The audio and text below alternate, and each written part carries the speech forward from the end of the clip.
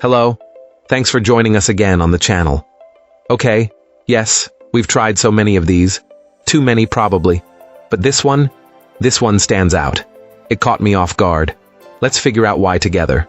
Quick note before we begin. There's a discount link in the description and the top comment if you want to check it out. Now, let's not waste any more time and jump right into the details. Now, let's hear directly from our first reviewer about their experience. This reviewer started off very impressed with this electric scooter, noting that it feels like a genuinely solid piece of engineering. Everything about it felt rigid, tight, and well constructed, giving a sense of high quality right out of the box. On smooth, flat pavement, the ride comfort and control were described as fantastic and an absolute joy. However, this client quickly discovered a major drawback: the complete lack of suspension. Even small cracks in the sidewalk or minor bumps in the road felt quite jarring, and attempting to ride on surfaces like cobblestone was out of the question. This raised some concerns for our reviewer about the device's long-term durability. Performance is a mixed bag. On a full charge, the speed is great, easily hitting a respectable top speed on flat ground, and going surprisingly fast on even a slight downhill grade. The engine, however, seems to lack sufficient power for inclines, where it begins to feel sluggish and slows down considerably. Our reviewer also noticed that the overall speed and torque seem to decrease as the battery drains. This leads to a lack of confidence in the advertised maximum range. A 6-mile round trip consistently used up about half the battery, making a 10-mile journey feel like the more realistic limit for a single charge. A few practical design choices also proved frustrating. The scooter is quite heavy, making it difficult to carry for any significant distance, contrary to how it might be portrayed in marketing. Furthermore, there's very little handlebar space for mounting essential accessories like a bell or mirrors. A more significant issue is the security loop near the front wheel, which is too small to fit any quality bike lock, forcing a reliance on less secure wire locks that could be easily cut. Despite these flaws, the braking system, including both the handlebar and foot brakes, was found to be very responsive and reliable. Great! Now let's see what our next reviewer has to say about their experience.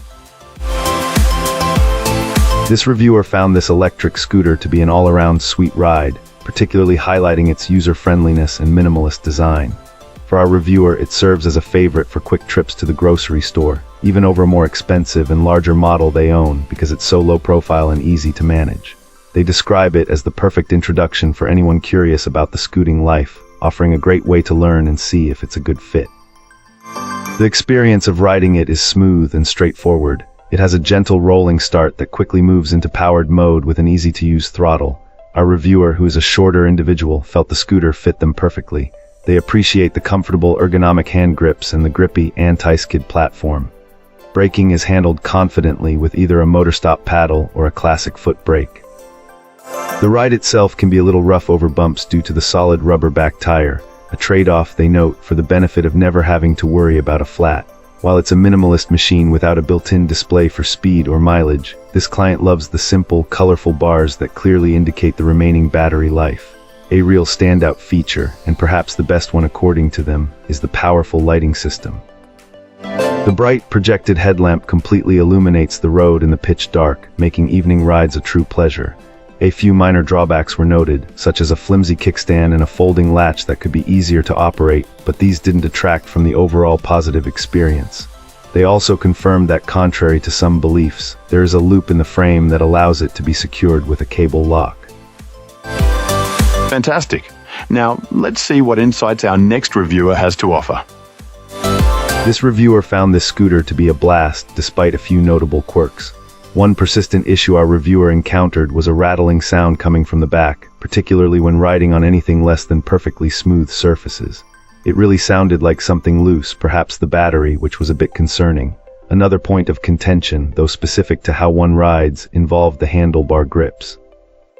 The reviewer's wife, who tends to grip quite tightly, found the grips had a tendency to rotate out of position, which wasn't ideal.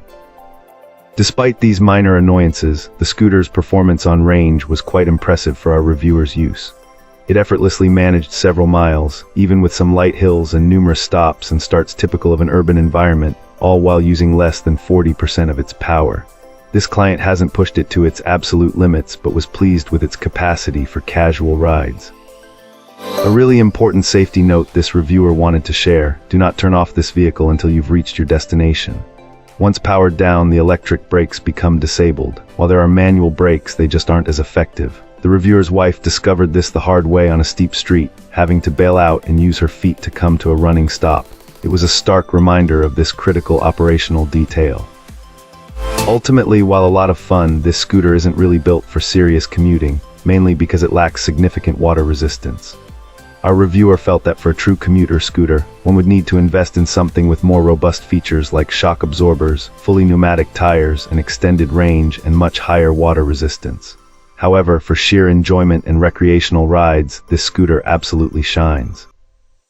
One final wish from this client would have been for the kickstand to be made of metal, or at least have a metal cap, to improve its durability and wear resistance over time. That's it for today's review. If you enjoyed the video, don't forget to like and subscribe for more content like this. I'd love to hear your thoughts, so drop a comment below and let's chat. Thanks for watching, and I'll see you in the next one.